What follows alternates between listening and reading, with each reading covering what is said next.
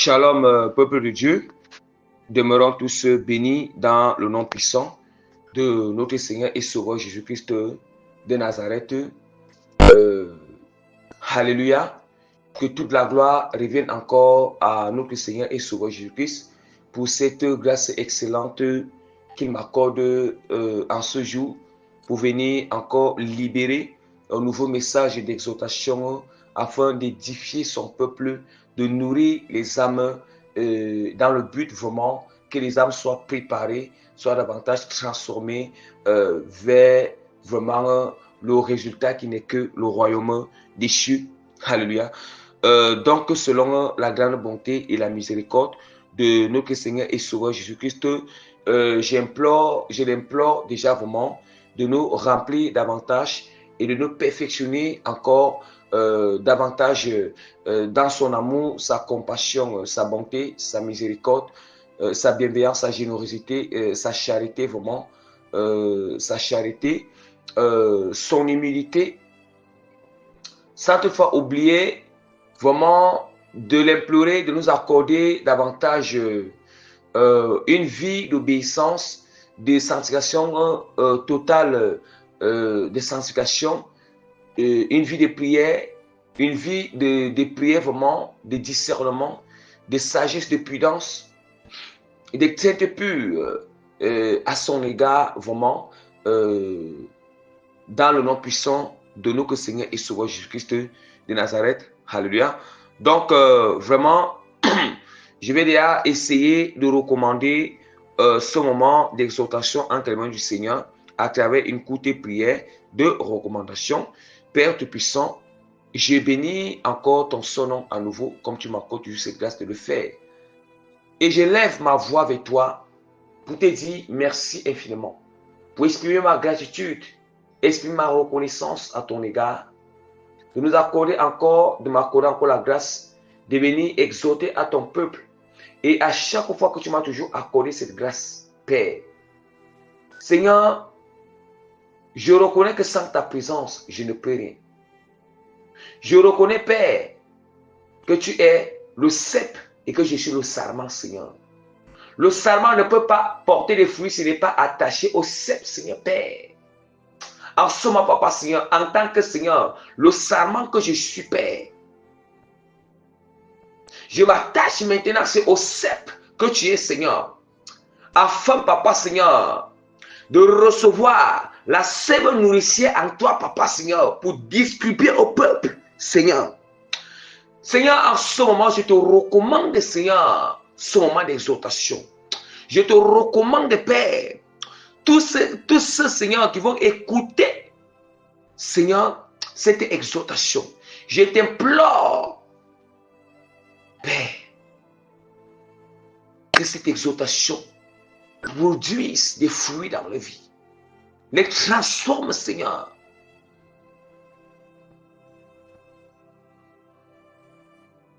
Les change radicalement, Seigneur. Les fait voir les choses d'une autre manière.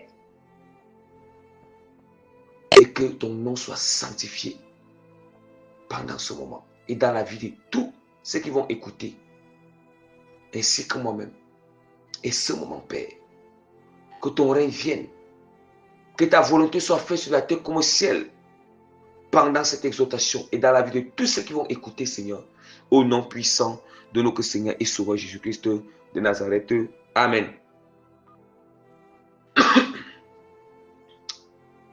Bien-aimés, vraiment, je vous en supplie déjà avec beaucoup de compassion, beaucoup de respect à l'égard de tous qui vont écouter vraiment dès que disposés en esprit, en vérité. Et encore quelque chose encore à vous implorer, c'est de toujours être patient lorsque nous écoutons des exhortations, nous écoutons des messages du Seigneur du début jusqu'à la fin. Parce que même Jacques nous a parlé de la patience de Job. La patience de Dieu vraiment à la fin de toutes choses qui avaient produit des fruits. Donc voilà pourquoi j'exhorte toujours, j'invite toujours avec beaucoup de supplications à l'égard de tous vraiment, toujours être patient lorsque nous écoutons des enseignements, des exhortations ou bien des prédications pour la gloire de notre Seigneur Jésus-Christ, alléluia, surtout ce qui est inspiré par le Saint-Esprit. Et bien rapidement, annoncer le thème de notre exhortation qui est intitulé sur que nos besoins ne soient pas une préoccupation et une obsession en nous, car c'est un moment favorable pour le diable de nous tenter. Donc, je répète encore le thème de notre exhortation. Que nos besoins ne soient pas une préoccupation, une obsession en nous, car c'est un moment favorable pour le diable de nous tenter, bien-aimés. J'espère déjà que j'avais déjà enseigné, prêché sur les besoins. J'espère, le thème c'était la sélectivité spirituelle de nos besoins devant la face du Seigneur. J'avais vraiment touché beaucoup sur les besoins vraiment. Alléluia. Donc déjà, ce thème était comment le défichage du chemin vraiment. C'était aplanir. Le thème là est en train d'aplanir cette exhortation qui vient encore. Puis on touche encore sur les besoins. Et si vous vous rappelez bien, par la grâce du Seigneur, j'avais eu à parler des besoins, à détailler des besoins. Où j'avais dit qu'il y en a il y a les besoins spirituels et les besoins aussi charnels. Or, dans les besoins charnels, il y en a des besoins charnels vraiment, on appelle ça des vanités. Ça veut dire, il y en a des besoins charnels vraiment qui sont vraiment aussi cadrés avec la volonté du Seigneur. Là, je ne suis pas dans le cadre des besoins charnels qui ne sont pas cadrés avec la volonté de Dieu.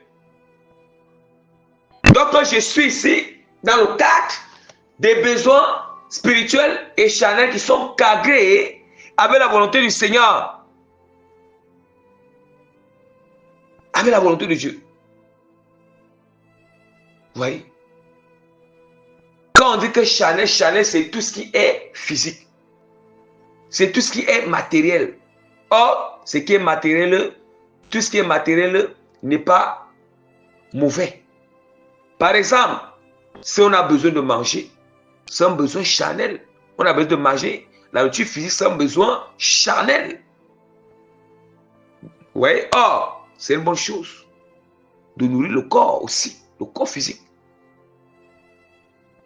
Mais c'est un besoin charnel aussi. Alléluia. Donc, bien-aimés, nous allons essayer rapidement d'ouvrir la parole de Dieu dans Matthieu chapitre 4, à partir du verset 2 jusqu'au verset 4. J'ai lu un nom puissant de Jésus-Christ. Jésus répondit, excusez-moi, après avoir jeûné 40 jours et 40 nuits, il eut faim. Le tentateur, s'étant approché, lui dit, si tu es fils de Dieu, ordonne que ces pierres deviennent des pains. Jésus répondit, il est écrit, l'homme ne vivra pas de pain seulement, mais de toute parole qui sort de la bouche de Dieu. Alléluia. Bien-aimé, c'était la première lecture afin de prendre la connaissance. Connaissance sur quel socle nous nous appuyons. Alléluia. Sur quel extrait de la parole on s'appuie à base, on s'appuie concernant notre exhortation. Alléluia. Maintenant, je vais repasser à la deuxième lecture. Nous savons que la deuxième lecture, ça m'amène à prêcher les profondeurs selon la révélation de la parole de Dieu venant de la puissance du Saint-Esprit, mais pas un homme. Alléluia. Bien-aimés, recommençons encore. Après avoir, c'est toujours Matthieu chapitre 4, verset 2 à 4. Voilà. Après avoir jeûné 40 jours et 40 nuits, il eut faim.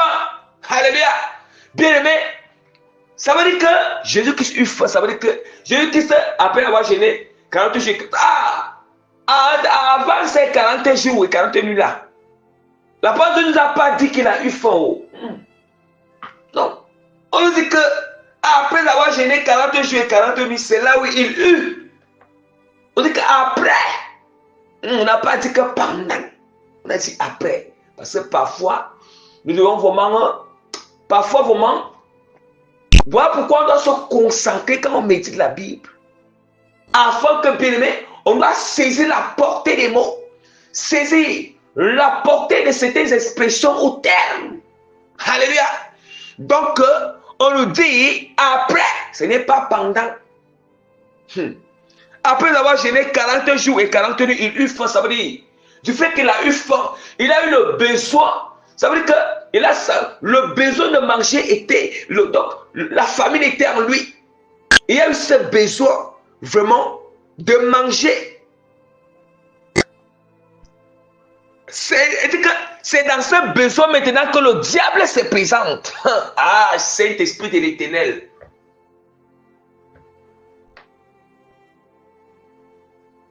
Donc, parce que on dit que Jésus-Christ avait eu faim. Et lorsqu'il a eu faim, directement le diable s'est présenté. Ah oui. Oh, avoir faim, c'est un besoin. Avoir faim, c'est un besoin. Le besoin, c'est on a besoin de la nourriture. Alléluia.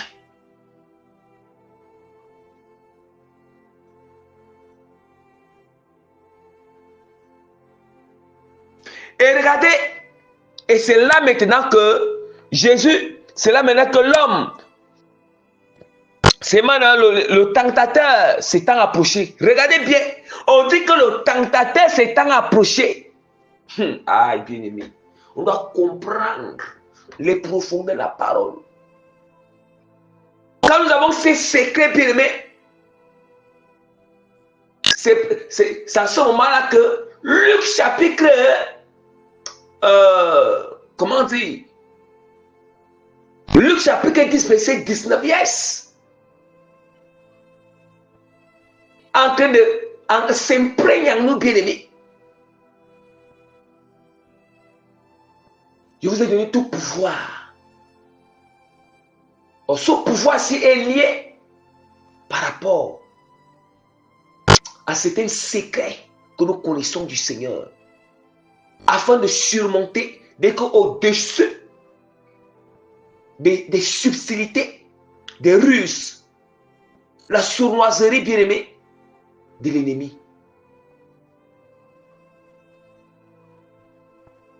On dit que le tentateur s'était approché, bien-aimé. Lui dit, si tu es fils de Dieu, ordonne que ces pierres deviennent des pains.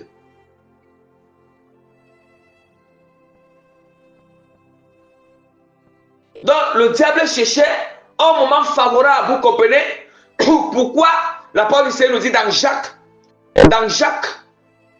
que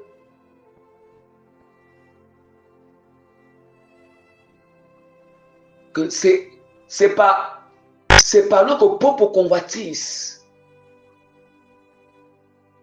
que nous sommes tentés.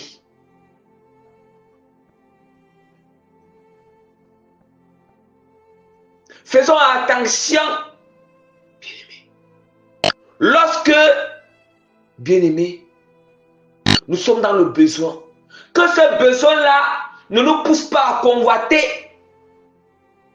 Déjà, du fait que nous sommes dans le besoin, le diable, il s'est levé, il s'est approché. Mais si encore, ce besoin devient comme une convoitise en nous, une obsession en nous, une préoccupation, c'est fini, bien-aimé. On va sauf que tomber dans la tentation.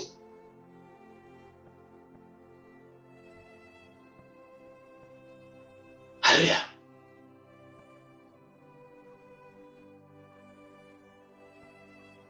C'est fini.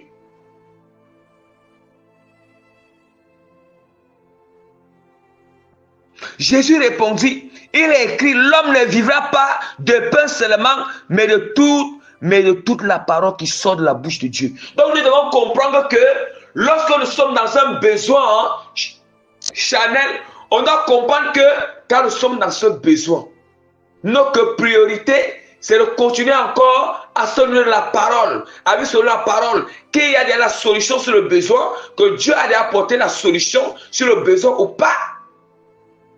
Nourrissons davantage la parole. Ça doit nous laisser indifférents à notre degré de méditer, notre degré de prier, notre degré de faire la volonté du Seigneur. D'avoir la foi en Dieu, de se rapprocher de Dieu.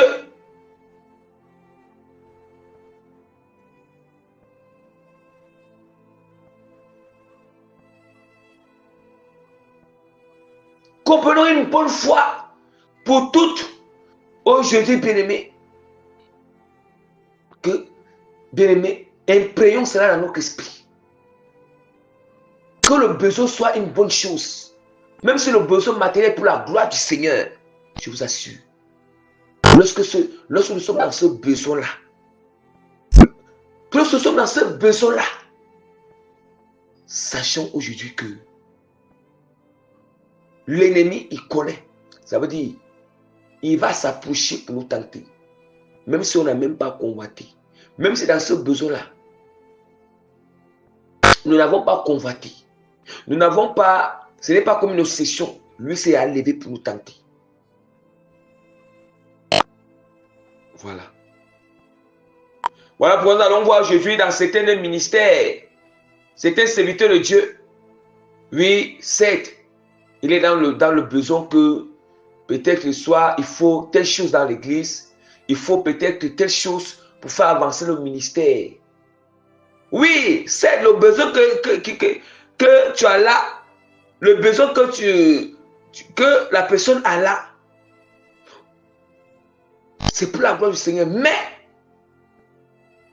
alors, comme c'est pour la gloire du Seigneur, il faut faire attention. Oui, c'est pour la gloire de Dieu, mais n'oublions pas aussi que ce besoin qui est matériel, qui est pour la gloire du Seigneur, c'est bien. Mais alors, ça ne va pas empêcher l'ennemi de venir tenter.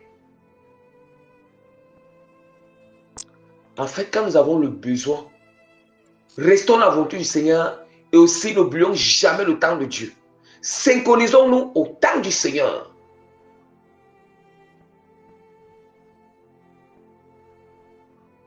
Au temps de Dieu, on doit se synchroniser. On doit reconnaître le temps du Seigneur.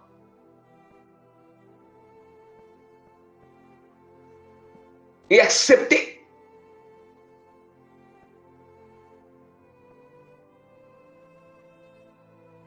Que l'ennemi ne trompe personne, même si le besoin là est pour la gloire du Seigneur. Ce besoin charnel, ce besoin même spirituel est pour la gloire de Dieu. On doit toujours être patient, on doit toujours attendre et continuer dans la volonté du Seigneur.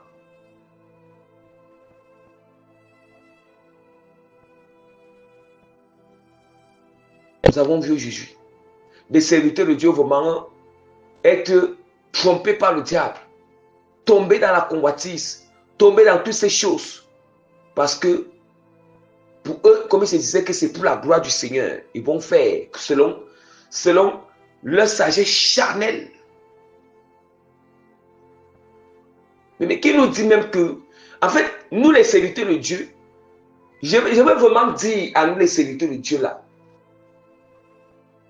mais est-ce que c'est nous qui pouvons soutenir? Ce n'est pas nous, c'est Dieu qui soutient son œuvre. Ce n'est pas notre œuvre. C'est l'œuvre de celui qui nous a envoyés. Parfois nous pensons sont parfois vraiment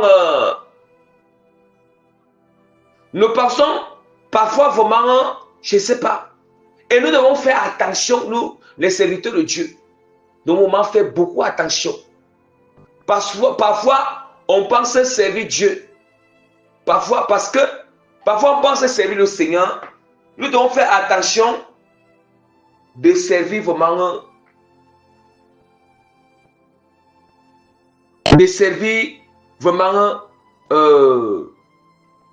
les hommes et le ministère sans toutefois servir Dieu.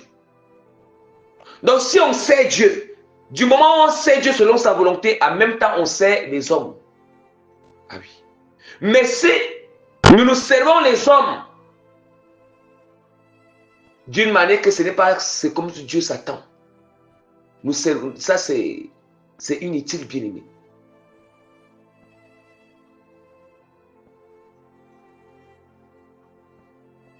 Et ça en est de même avec les servantes, avec des chrétiens.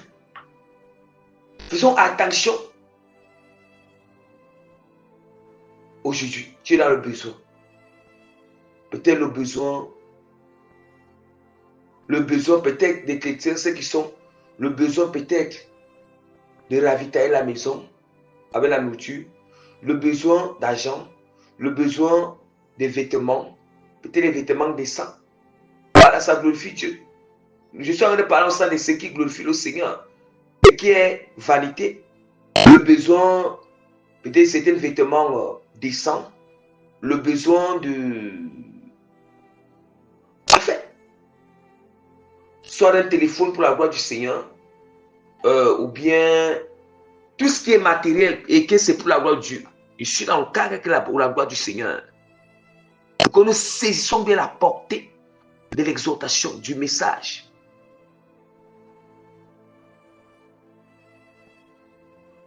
Je suis dans le besoin de guérison. Je suis malade, j'ai besoin de la guérison de Dieu. J'ai besoin de la délivrance de Dier. Là, je entre dans le cadre spirituel maintenant.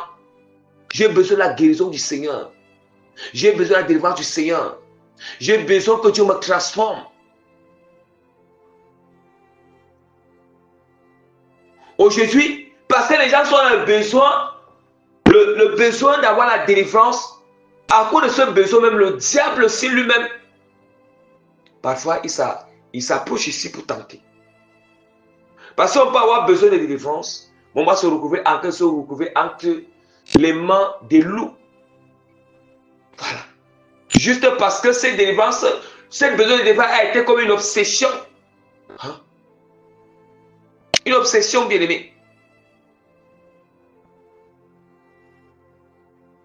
A été comme une... Donc, voyez?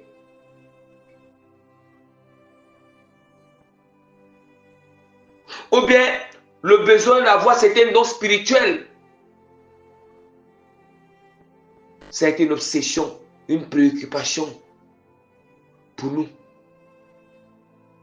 Bien-aimés. Notre préoccupation, c'est toujours rechercher la volonté de Dieu. Rechercher la volonté de Dieu, je vous assure.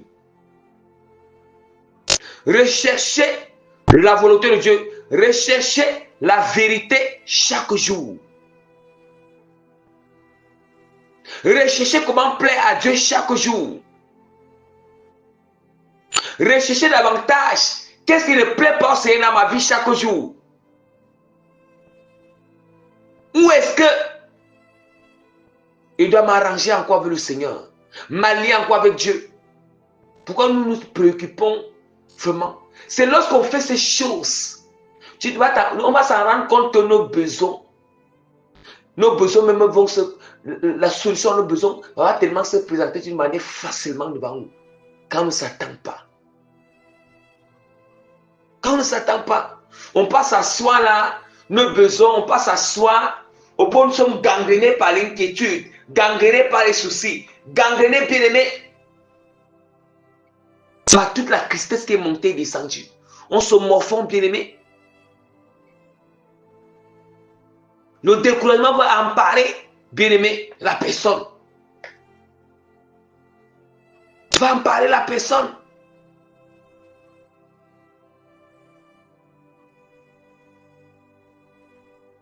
Ah oui, juste parce que là, Parce que là, là maintenant, je suis sorti du cadre de la parole. Puisque la parole est très claire.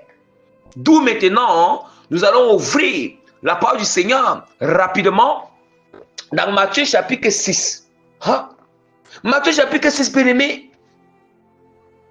Ne vous inquiétez donc point.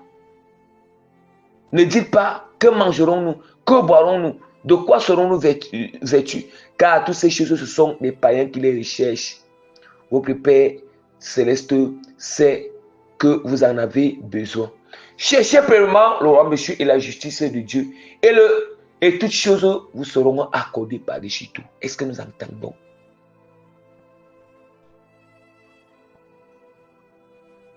Et toutes choses nous seront accordées. Ces choses-là, c'est quoi? Ce sont ces besoins-là qu'on appelle toutes choses.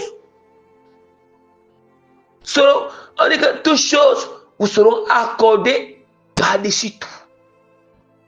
Ou données par-dessus tout. Donner. Le Seigneur est très clair. Que la solution à tes besoins-là te sera donnée. Yes. C'est un besoin qui glorifie Dieu là. Que Dieu te gloire. Et que vanité là. Bien dit que ça te sera donné à la seule condition de chercher pour moi le roi des cieux. Même parfois, quand on s'inquiète, il donne. Mais pourquoi alors s'inquiéter? Si parfois, nous sommes inquiétés, nous avons été dans les soucis, mais là, toujours agi. À quoi c'est bon alors de s'inquiéter? À quoi c'est bon de s'inquiéter maintenant?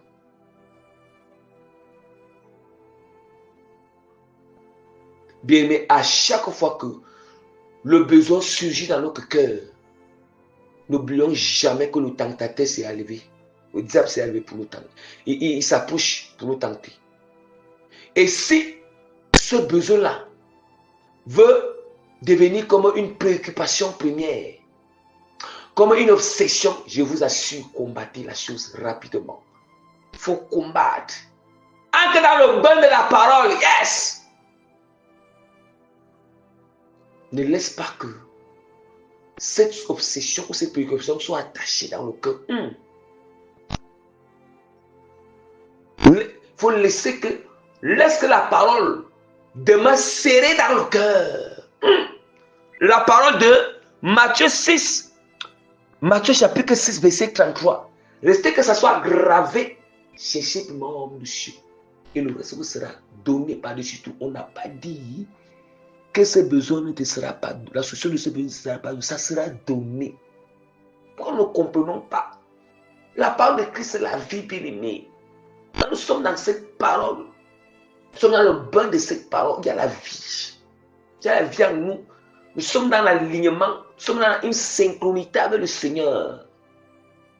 Yes. Nous voyons toutes choses comme le Seigneur, par sa grâce, quand nous sommes alignés. Alléluia. La paix est là. La joie est là. Le contentement pur est là, bien-aimé. Que j'ai le vêtement ou pas, je me contente. J'ai la paix dans le Seigneur. Alléluia. Que j'ai mangé ou pas, que j'ai eu l'argent ou pas. Il y a certaines personnes, quand ils n'ont pas d'argent, ils sont malades. Ils sont malades. Ah, certaines personnes seulement n'ont pas d'argent, bien aimé. Ces personnes-là sont malades, bien aimé. C'est comme si on a enlevé une partie de leur corps. Bien aimé, la repentance est nécessaire. Bien aimé, ces personnes sont malades et puis ils ne sont plus concentrés à méditer, ils ne sont plus concentrés à faire la volonté du Seigneur. Bien aimé. Est-ce que quelqu'un d'ici a déjà vécu un mois ou 2 mois sans toucher seulement une pièce d'argent?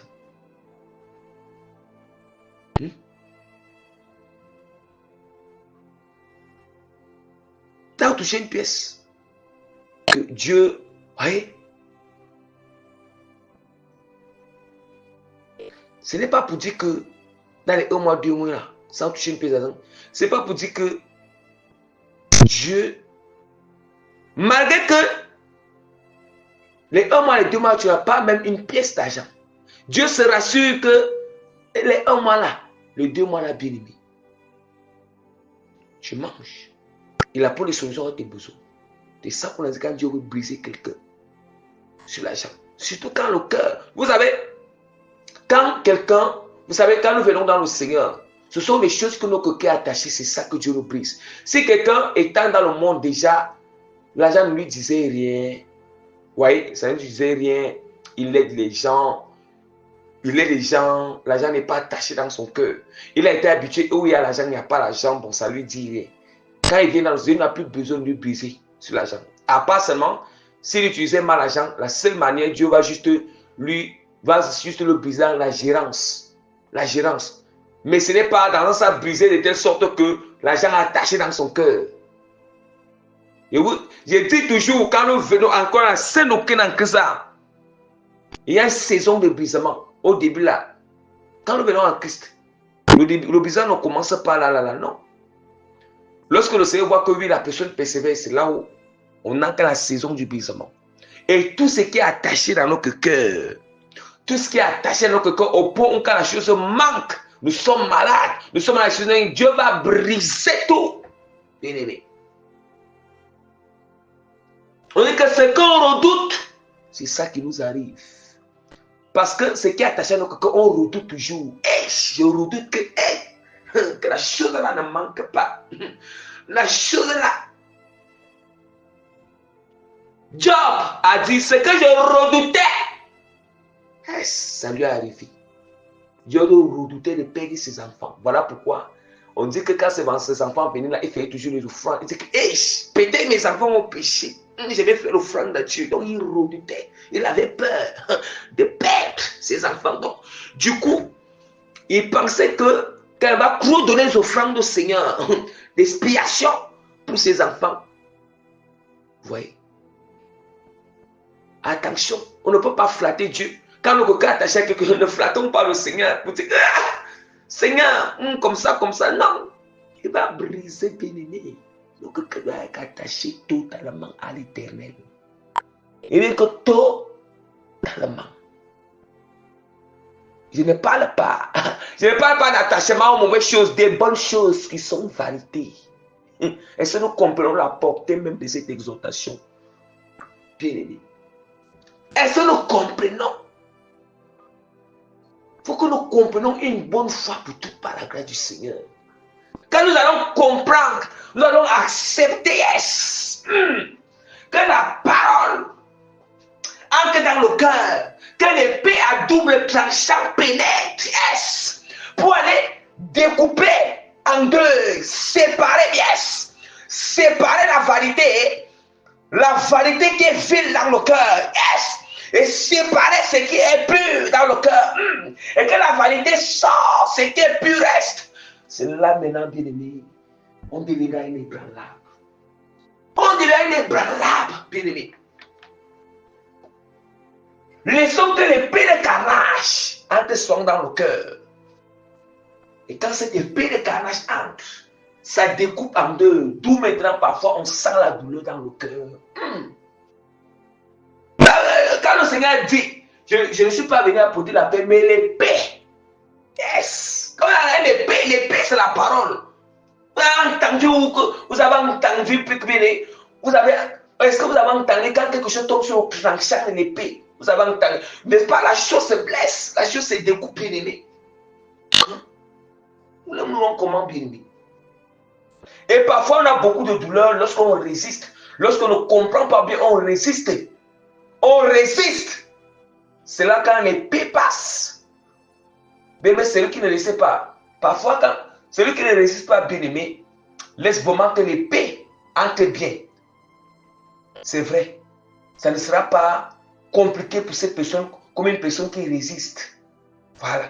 Une personne qui résiste, bien va sentir trop de douleur. Trop de douleur, bien aimé. Par exemple, c'est ça, bien aimé. La personne va sentir trop de douleur.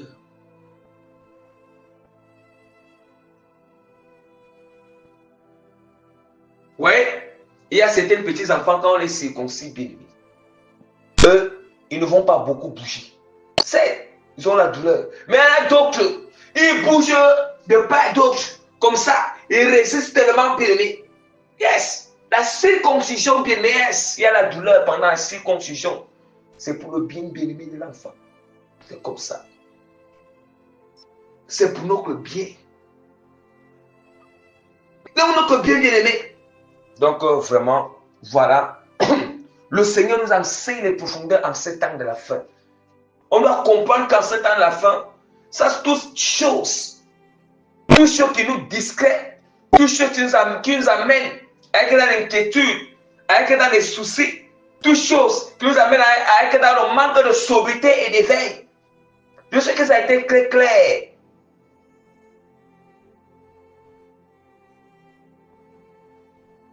Prenez garde afin que vous ne soyez pas alourdis par l'excès de manger et du boire.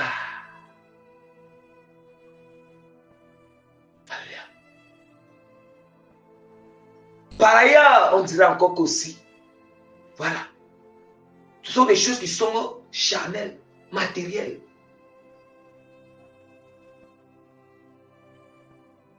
Car je viendrai comme un voleur. Veillez donc. On doit veiller. Veillons, bien-aimés. Les gens parfois on se pose des questions, mais pourquoi? Il aime toujours prêcher sur Matthieu 6, Matthieu 7, Matthieu 8. Parce que, ouais, il n'y a pas seulement une seule explication dans ça. Dieu doit comme révéler encore des profondeurs encore. Dans Matthieu chapitre 5 et Matthieu chapitre 6, ce n'est pas encore terminé. Chaque chose a son explication. Alléluia, bien-aimé. Je vous dis, il y a la vie. Mais je vous dis la vérité. En fait, il y a tellement une richesse, il y a une chose cachée. À partir de Matthieu. Matthieu chapitre 4. Matthieu chapitre 4 jusqu'à Matthieu chapitre 7. Concentrez-vous sur ces chapitres. Même si Dieu t'a fait comprendre quelque chose, il va te faire comprendre les mêmes choses. Il va te donner des explications, 1000 fois qui sont différentes. Il y a plusieurs richesses cachées derrière. Et ça sont des choses qui nous détachent directement des vanités. Lisez sur beaucoup Matthieu chapitre 4 jusqu'à Matthieu chapitre 7. Que les gens lisez, j'exhorte à tous les bien-aimés. Alléluia. Beaucoup bien-aimés, c'est chapitre 4 de Matthieu jusqu'à chapitre 7. De temps en temps, vous allez comprendre étant concentré.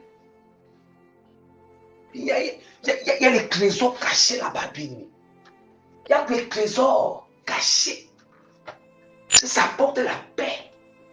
Ça apporte la vie.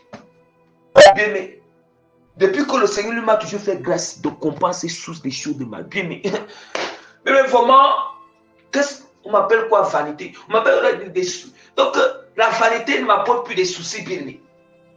Le but, c'est de connecter à l'éternel. Est-ce un alignement? Ça veut dire que l'univers, quand le besoin vient, l'univers, même l'univers est soumis, bien-aimé. Quand tu es dans l'alignement avec le Seigneur, l'univers, la création est soumis sous l'autorité du Seigneur, ça te respecte. Est-ce la création, la nature, l'univers te respecte, bien-aimé, quand tu es dans l'alignement avec l'éternel. Parce que tu portes le divin. Tu portes celui qui a créé l'univers. Même s'il faut qu'il déploie. C'est ça. La nature ne joue pas. Dieu a d'abord créé la nature avant l'homme. Nous ne comprenons pas pourquoi. Parce que ça agit aussi en faveur de Dieu. Hein? L'homme est venu couvrir ces choses. Et nous connaissons le pouvoir que Dieu a mis, nous connaissons le commandement que Dieu a donné à la nature Dieu donne le commandement à la nature. Quiconque est aligné, yes. Quiconque est aligné là, tu dois le fournir. Pourquoi nous ne comprenons pas? Ce sont ces choses, ce sont ça. Et c'est ici la Bible. Quand tu es aligné, bien-aimé, même la nature agit en faveur. Ça agit, bien-aimé. Ça veut dire que c'est ordonné. Mais la preuve en est que Dieu a ordonné aux poissons d'avaler Jonas et de le vomir encore à la surface. C'est Dieu. C'est Dieu qui a commandé au vent qui est la nature. L'élément de la nature. Il a commandé au vent au vent et à la mer de secouer le bateau où Jonas était. C'est Dieu. C'est lui qui donne les ordonnances, les lois à la nature, à l'univers. Est-ce que nous étions là quand Dieu crée? Nous sommes venus après. Là, il a créé ces choses. Nous sommes venus trouver. On est venus après, bien-aimés. Est-ce que nous connaissons les lois? Les lois qu'il a données. Nous connaissons les commandements qu'il les a donnés. Nous dans la Bible, on voit beaucoup plus les commandements que Dieu lui a donnés. Si Dieu a donné les commandements, il a aussi donné les commandements à la nature. Il les a parlé. Ok, comme je vais créer aussi là, l'homme là. Comme je vais créer l'homme, je vous donne déjà les lois. Comment vous allez vous comporter les gars d'homme. Tout homme qui désobéit à ma parole là, rébellez-vous aussi à cette personne qui est soumis à la voix. Il a dit qu'il nous donne, on domine. Vous voyez, on domine si nous sommes alignés. Allez, je vais m'arrêter là. Que toute la gloire revienne à notre Seigneur et Sauveur Jésus-Christ de Nazareth. Alléluia. Donc je mets le sceau du Saint-Esprit sur cette exhortation. Je mets le cachet et le thème authentique du Saint-Esprit sur cette exhortation. Je mets l'avantage, la certitude authentique de l'autorité, du nom puissant de notre Seigneur Jésus-Christ sur cette exhortation, afin que les cœurs, les âmes soient transformés, impactés et purifiés dans le nom puissant de notre Seigneur Sauveur Jésus-Christ de Nazareth. Amen.